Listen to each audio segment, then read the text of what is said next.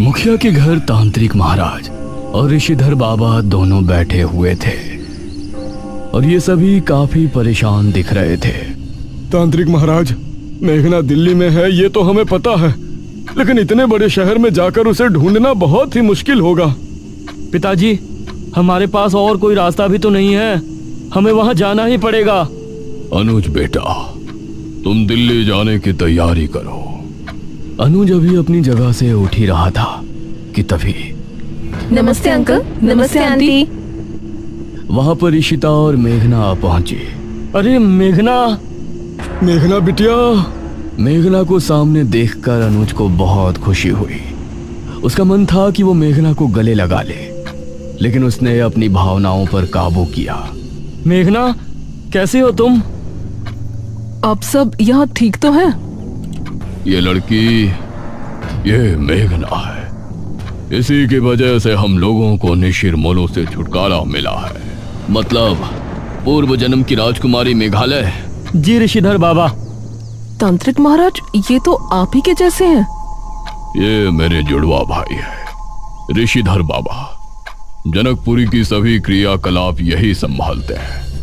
Uncle, आप सब लोग मुझे यहाँ देखकर हैरान तो जरूर होंगे, लेकिन मुझे बहुत ही भयानक सपने आ रहे हैं और न्यूज में देखा कि जनकपुरी में मौतें हो रही हैं। तो मुझे लगा कि मुझे एक बार यहाँ आकर आपसे बात करनी चाहिए। कहीं मेरे सपनों का इन हादसों से कोई कनेक्शन तो नहीं है? बेटी, जनकपुरी में हो रही मौत का कारण भी तुम्हारे अतीत से जुड़ा है। क्या मतलब अंकल? दमयंती वापस आ गई है मेघना। ये सुनकर ईशिता और मेघना हैरान रह गए। लेकिन वो कैसे वापस आ सकती है? वो तो गुफा में कैद है ना? मेघना, जिस गुफा से हमने महाराज का ताबूत निकाला था, इत्तेफाक से दमयंती का ताबूत भी वहीं रखा हुआ था। तुम्हारे कदम उस गुफा में पड़े तो दमयंती जाग उठी। ये सुनकर मेघना अपने कदम पीछे लेते हुए सोफे पर ऐसे बैठ गई जैसे उसे बहुत बड़ा झटका लगा हो। पिछली बार जब यहाँ आई थी तो मेरे आते ही निशिर-मोलो जाग गए थे। उनको खत्म करके वापस गई तो गुफा में कदम रखने की वजह से दमयंती जाग गई। मुझे तो लगता है आप लोगों के लिए मैं ही मनहूस हूँ। अरे नहीं बेटी, ऐसा मत बोलो। बेटी, तुम्हारी इसमें कोई गलती नहीं है। तुम तो भलाई करने गई थी। यह तो बस एक संयोग है कि महाराज और दमयंती की लाश एक ही गुफा में थी। उसके लिए खुद को दोष मत दो। अंकल, अब हम उस दमयंती को कैसे रोकेंगे? दमयंती ने उठते ही सबसे पहले तुम्हारे बारे में ही सोचा होगा, क्योंकि तुम ही ने उसकी क्रिया भंग करके उसे ताबूत में कैद किया था। अब वो तुमसे बदला लेने की ही सोच रही होगी। वही तो हम जानना चाहते हैं तांत्रिक महाराज। अब हम उसका मुकाबला कैसे करेंगे? ये सवाल बहुत मुश्किल है अनुज बेटा। पिछली बार जिस तरह राजकुमारी मेघालय यानी मेघना ने उसे कैद किया था, उस विधि को वो अब पहले ही जानती है। हमें उसे खत्म करने के लिए कोई नया रास्ता निकालना होगा, लेकिन कैसे करेंगे?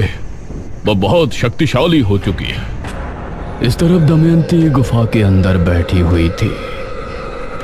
सही कहा, इस बार मैं ऐसा बदला लूंगी जिसे देखकर काल भी घबरा जाए।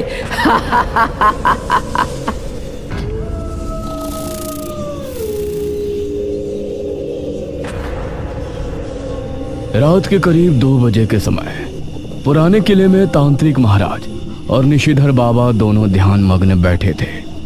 दोनों योग मुद्रा में थे और उनकी आंखें बंद थीं। ईशिता, मेघना और अनुज एक तरफ, मुखिया और ठकुराइन दूसरी तरफ बैठे थे।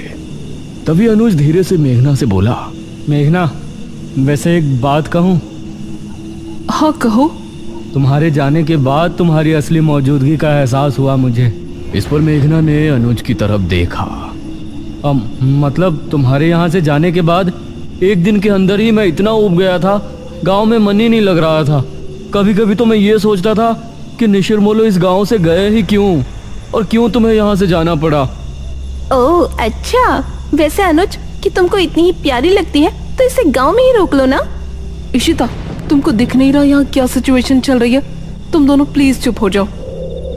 ऋषिधर बाबा और तांत्रिक महाराज को दमयंती एक सुनसान इलाके में बैठी नजर आई। उन्होंने देखा कि दमयंती के पास एक सांप, एक चमगादड़ और एक बिच्छू आकर बैठ गया है। दमयंती ने उन तीनों की तरफ एक बार देखा और फिर जोर जोर से हंसने लगी। तभी तांत्रिक महाराज और ऋषिधर बाबा दोनों ने आंखें खोली। तांत्रिक महाराज, क्या देखा आपने? कुछ पता चला? हमने देखा कि दमयंती के पास बिच्छू, चमगादड़ और सांप बैठा हुआ है। यह सुनकर सभी ने एक दूसरे की तरफ देखा। इसका क्या मतलब है? इसका मतलब है कि इन तीनों जहरीले जीव जंतु के साथ वो अपनी किसी भयानक क्रिया को अंजाम देने वाली है। इस तरफ दमयंती धीमे कदमों के साथ राजमहल की तरफ बढ़ रही थी। उसने राजमहल के मुख्य द्वार को खोला और मुस्कुराते हुए अंदर चली गई। उसने देखा वो सिंहासन जिस पर वो कभी बैठा करती थी, वो ठीक उसके सामने है। आखिर हम हमारे राजमहल में वापस आ ही गए।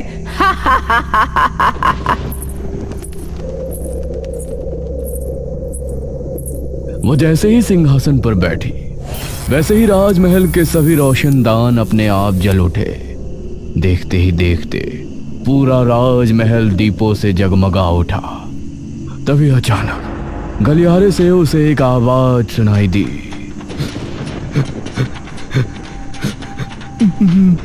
महारानी दमयंती।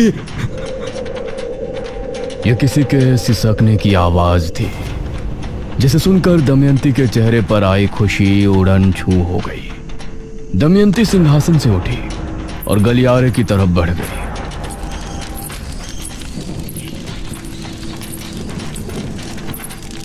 जैसे जैसे वो आगे बढ़ रही थी, वैसे वैसे ही वो आवाज भी करीब आती जा रही थी।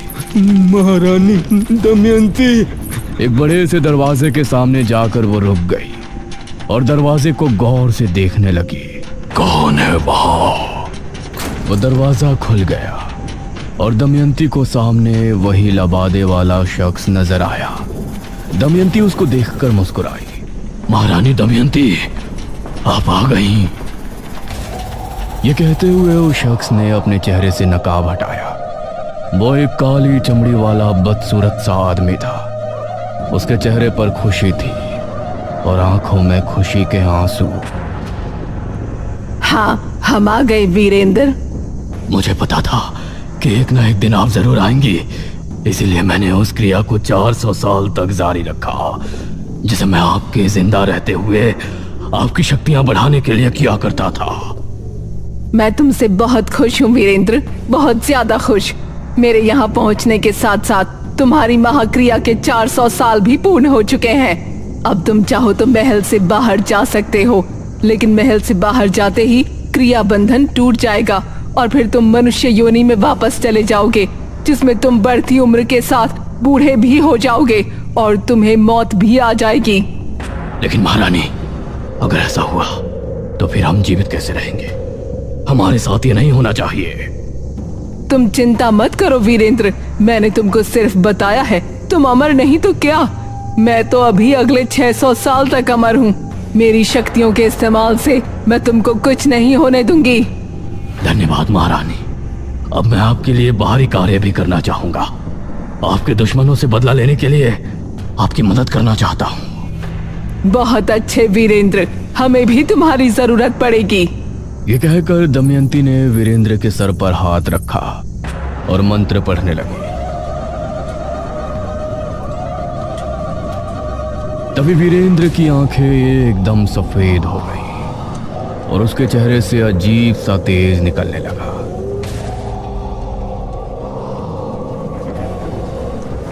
कुछ देर बाद किसी ने किले के दरवाजे पर दस्तक दी। अरे, ये दरवाजे पर कौन है इस समय? अनुज और मुखिया ने उठकर दरवाजा खोला तो सामने एक आदमी खड़ा था। मुखिया जी, जल्दी चलिए, मेरी पत्नी को ना जाने क्या हो गया है। वो अजीब हरकतें कर रही है, कभी चिल्ला रही है, कभी हंस रही है तो कभी रो रही है। उसने मुझ पर हमला भी किया है और अब जंगल में भाग गई है। हे भगवान, अब ये क्या नई मुसीबत है। ठीक है, हम अभी चलते हैं। अब ये सभी उस आदमी के साथ जंगल की तरफ रवाना हो गए। जंगल इस समय बहुत सुनसान लग रहा था। वो आदमी आगे आगे चल रहा था और ये सभी उसके पीछे थे। वो आदमी अब कुछ बोल भी नहीं रहा था। अरे ओ भाई, कहाँ ले जा रहे हो तुम हमें? चलते चलते इतनी देर हो गई है। हाँ बेटा, तुम्हारी बीवी भी कहीं नजर नहीं आ रही है।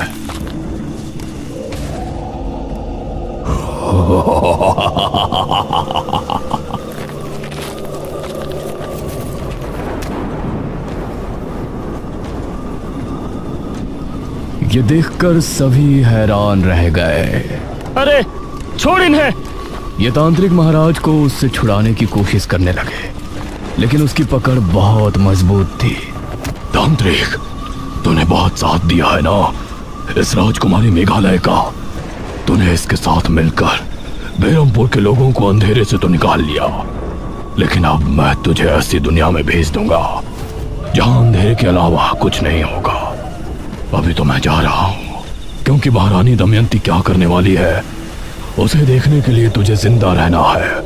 फिर मैं आऊंगा सिर्फ कुछ दिनों बाद, और फिर तुझे ले जाऊंगा मौत के अंधेरे में।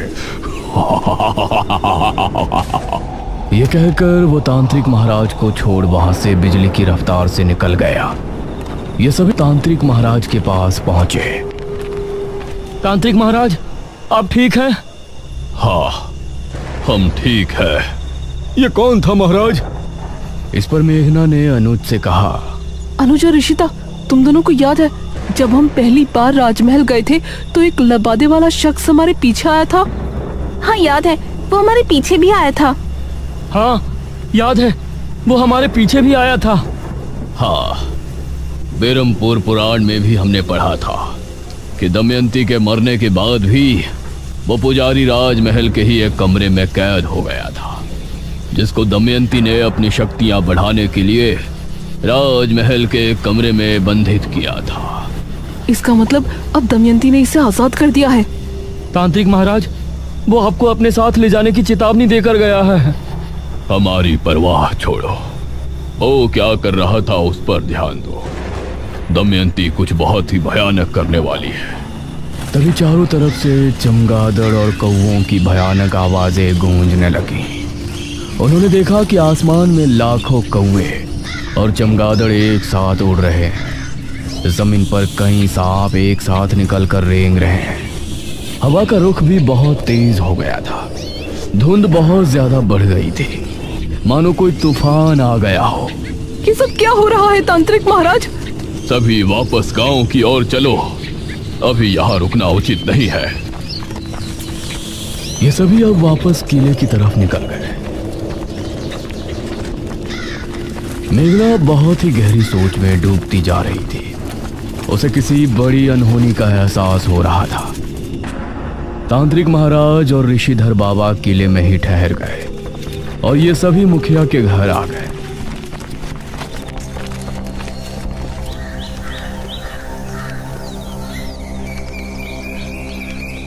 अगली सुबह जब ये सभी नाश्ता कर रहे थे तो अनुज ने न्यूज ऑन कर रखी थी। भारत में पहली बार एक ऐसी घटना घटी है जो देखने वालों के दिमाग को बौखला रही है। बेरमपुर, जनकपुरी और इनके आसपास जितने भी शहरी इलाके हैं, उन इलाकों से चमगादड़ और कौवे एक ही समय में आसमान में उड़ एक ही दिशा में जा रहे हैं। जंगलों से सांप अपने बिलों से निकलकर एक ही दिशा में रेंग रहे हैं। लोगों का कहना है कि सभी कौवे और चमगादड़ जनकपुरी के जंगल की तरफ गए थे और उसके बाद कहां गायब हो गए ये किसी को समझ नहीं आ रहा है। ये सुनकर सभी हैरान रह गए। हे भगवान, मतलब वो सभी सांप, कौवे और चमगादड़ जनकपुरी गए हैं। ये बात हमें जल्द ही तांत्रिक महाराज को बतानी चाहिए। अंकल, आप और आंटी यहीं रुकिए, हम तीनों तांत्रिक महाराज के पास जाते हैं। अनुज, इशिता और मेघना उसी समय किले पर पहुंचे।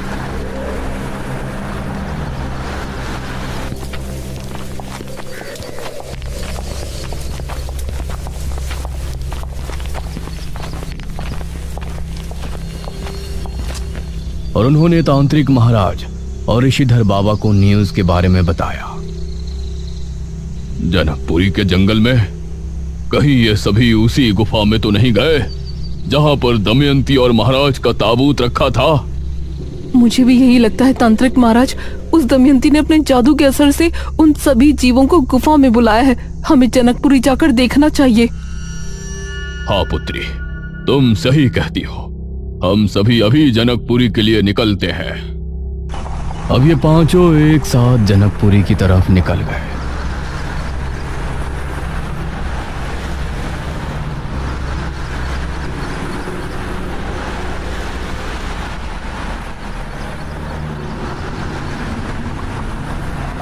और वहां पहुंचते हुए इनको शाम हो गई। वहां पहुंचने पर इन्होंने जनकपुरी के लोगों को चौक पर जमा किया। ऋषिधर बाबा, अच्छा हुआ आप आ गए। क्या हुआ आप लोगों को? आप यहाँ जमा क्यों हैं? ऋषिधर बाबा, कल रात हमने करोड़ों चमगादड़ और कौओं को उसी गुफा की तरफ जाते हुए देखा है जहां से तांत्रिक महाराज विश्वजीत का ताबूत लेकर गए थे। हम उस गुफा में जाने के लिए ही यहाँ आए। आप लोग यहीं रुककर हमारे वापस आने तक का इंतजार करें। गांव के लोगों से बात करके ये पांचों अब गुफा की तरफ रवाना हो गए। महारानी, वो सभी गुफा की तरफ ही आ रहे हैं, आपको मारने के इरादे से। मुझे मारने के इरादे से? कुछ देर चलने के बाद ये सभी गुफा पर पहुंचे।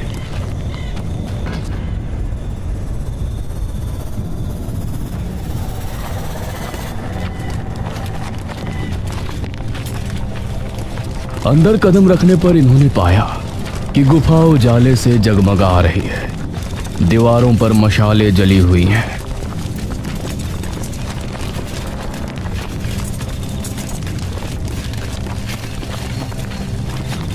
इन्होंने देखा कि दमयंती जमीन पर अग्निकुंड के सामने बैठी है और उसके चारों तरफ कौवे, चमगादड़ और सांप और बिच्छू जमा है। दमयंती ने इनको देखा तो ऊंचे स्वर में बोली, आओ राजकुमारी मेघालय, मुझे मारने आई हो ना? आगे बढ़ो। कोई आगे मत बढ़ना, ये बहुत जहरीले सांप और बिच्छू है। डरो नहीं राजकुमारी मेघालय, तुमको मैं इतनी आसान मृत्यु नहीं देने वाली। अभी तो तुमको बहुत बड़ा इम्तिहान देना है। 400 साल पहले तुमने पूरे राज्य को अपने उस मृत्युंजय अमृत के जरिए एक महामारी से बचाया था ना? अब देखना, अब पूरा भारतवर्ष महामारी में डूब जाएगा। बचाया जाए तो बचा लेना। इतना कहकर दमयंती ने मंत्र पढ़ना शुरू किया और सभी बिच्छू और सांप इन पांचों की तरफ दौड़े। अरे सभी जल्दी से बाहर निकलो, जल्दी। ये सभी तेजी के साथ गुफा से बाहर भाग निकले और इनको बाहर निकलता देखकर वो सभी सांप और बिच्छू वापस से गुफा के अंदर चले गए। ये अंदर क्या कर रही है? कुछ भी समझ में नहीं आ रहा है। तभी इन सभी ने एक बहुत ही अजीब दृश्य देखा। गुफा के मुंह से एक बेहद काला धुआं निकलने लगा। ये क्या है? वो धुआं निकलकर आकाश में फैलने लगा और हवा में घुलने लगा, मानो चारों तरफ अंधेरा छा गया हो। धुएं में एक बेहद खतरनाक झल थी। इन सभी को खांसी होने लगी और सांस लेने में परेशानी होने लगी। एक एक करके सभी बेहोश होने लगे। अनुज! मेघना अनुज की तरफ भागी और अनुज भी उसी की तरफ आ रहा था, लेकिन ये एक दूसरे से मिलते इससे पहले ही दोनों की सांसें उखड़ी और ये दोनों भी बेहोश हो गए।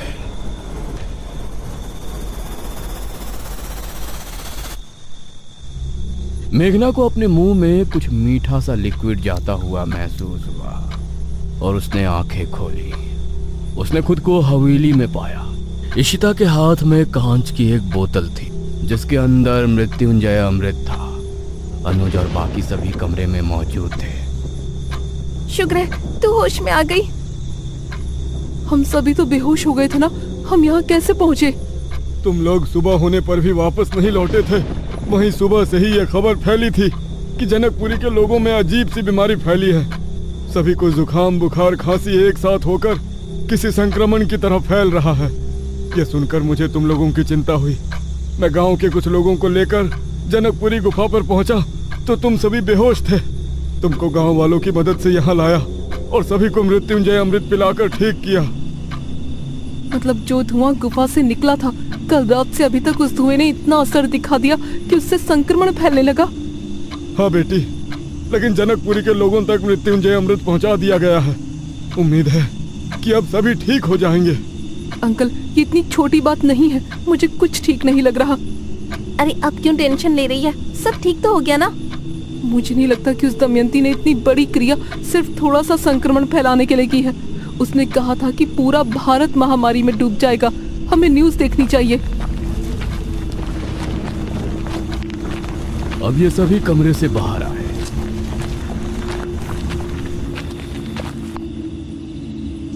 और फिर अनुज ने टीवी ऑन किया। कुछ ही दिनों में घटी इस घटना से भारत में हड़कंप मच गया है। लोग कह रहे हैं कि सन 2020 एक बहुत ही बड़ा मनहूस साल है, क्योंकि इस साल एक बहुत ही बुरी बीमारी सामने आई है। खांसी जुकाम के मामले इतने बढ़ते जा रहे हैं जिनकी कोई गिनती नहीं है।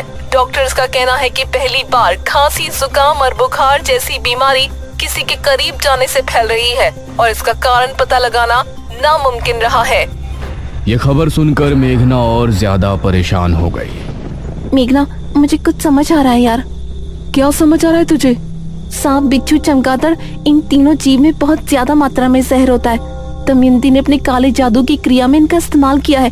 इसीलिए जो धुआं गुफा से बाहर निकला था उसमें इन तीनों के जहर का असर होने की वजह से ये एक वायरस बनकर फैल गया है, जिसकी वजह से लोग बीमार हो रहे हैं। हे भगवान, अगर ये ज्यादा फैल गया तो पूरे इंडिया के लोगों को कहाँ तक मृत्युंजय अमृत पिलाएंगे? अब मुझे समझ आ रहा है कि उसने मुझे वो चुनौती क्यों दी थी। अब क्या होगा तांत्रिक महाराज? इस विपदा का हल तो हमारे भी समझ नहीं आ रहा। वैसे मेघना, मुझे नहीं लगता कि ये बीमारी ज्यादा दिन तक चलने वाली है। कुछ ही दिनों में हवा से वो वायरस खत्म हो जाएगा तो सब अपने आप ठीक होना शुरू हो जाएंगे। इस पर मेघना एक पल को शांत रही। उम्मीद तो ऐसी ही है।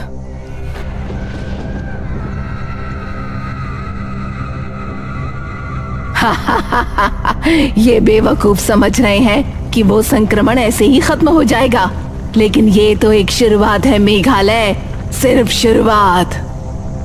मेघना इसी आशा में थी कि वायरस खत्म हो जाएगा और लोग बीमार पड़ना बंद हो जाएंगे, लेकिन दिन पर दिन लोगों की तबीयत बिगड़ती जा रही थी। जनवरी से फरवरी का महीना ऐसे ही निकल गया था और अब मार्च का महीना भी आधा निकल गया था। रात के समय ये सभी मुखिया के घर पर इकट्ठे थे। उम्मीद है आज कुछ अच्छी खबर सुनने को मिले। अनुज ने टीवी ऑन किया और सभी न्यूज देखने लगे। देश में पिछले 2 महीनों से संक्रमण के मामले लगातार बढ़ रहे हैं और अब कई लोगों की भी मौत हो चुकी है। इस वायरस को कोरोना वायरस नाम दिया जा रहा है और इसके लगातार बढ़ते मामलों को देखते हुए भारत सरकार ने एक बड़ा फैसला लिया है। भारत सरकार का कहना है कि इस समय कोरोना वायरस को बढ़ने से रोकने के लिए लॉकडाउन लगाना बहुत जरूरी है। माननीय प्रधानमंत्री जी ने घोषणा की है कि 25 मार्च 2020 से लेकर 14 अप्रैल 2020 तक पूरे भारत में संपूर्ण लॉकडाउन रहेगा। सभी देशवासी अपने घर में सुरक्षित रहें। ये खबर सुनकर मेघना का हाल ऐसा था मानो काटो तो खून नहीं, और बाकी सभी लोग भी परेशान हो उठे थे। हे भगवान, ये तो बढ़ता ही जा रहा है। अब इसको हम कैसे रोकेंगे? तभी दरवाजे पर जोरों से दस्तक होने लगी। कौन है? कोई जोरों से दरवाजे को पीट रहा था। मैं देखता हूँ, तुम लोग पीछे ही रहना। तांत्रिक महाराज ने उठकर दरवाजा खोला तो सामने वीरेंद्र खड़ा था। उसकी आंखें पूरी तरह से सफेद थी। ठकुराइन उसे देखकर खौफ से चीख पड़ी।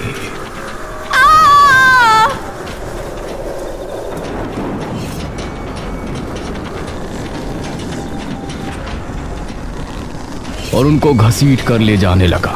तांत्रिक महाराज! ये सभी बाहर की तरफ भागे, लेकिन तभी दरवाजा अपने आप बंद हो गया। कोई तांत्रिक महाराज को बचाओ! ये सभी खिड़की से उन्हें देख रहे थे। वीरेंद्र तांत्रिक महाराज को घसीटते हुए जंगल की तरफ ले जा रहा था। देख ले राजकुमारी मेघालय, कैसे तेरे तांत्रिक महाराज को मैं तेरे सामने काली दुनिया में ले जाता हूँ। दमयंती भी उस समय गुफा में आंखें बंद किए बैठी थी और ये सारा दृश्य देख रही थी। ये सभी बेबस थे। इन सभी की आंखों से आंसू निकल रहे थे। लेकिन तभी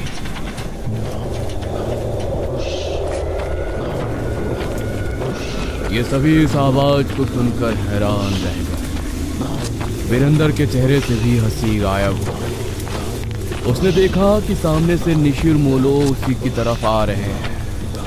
उन्हें आता देखकर उसने तांत्रिक महाराज को छोड़ दिया। निशिर मोलो उसके करीब आकर रुक गए। उनकी आंखें लाल लाल चमक उठी। वीरेंद्र की आंखों में खौफ उतर आया। तभी ताबूत खुल गया। उसके अंदर से सुनहरी रोशनी निकली और वीरेंद्र को ताबूत के अंदर खींच ले गई। निशिर मोलो वीरेंद्र को लेकर चले। तभी दरवाजा भी खुल गया और ये सभी बाहर निकलकर तांत्रिक महाराज के पास पहुंचे। इस तरफ दमयंती ने ये देखा तो उसके क्रोध की सीमा पार हो गई। ये कैसे हो सकता है? ये तो वही 4 लोग हैं जो मुझे सपने में दिखा करते थे। ये सच में इस दुनिया में है? दमयंती अब क्या करने वाली है? इस खतरनाक वायरस से मेघना लोगों को कैसे बचाएंगे? निशिर मोलो अचानक वापस कैसे आ गए?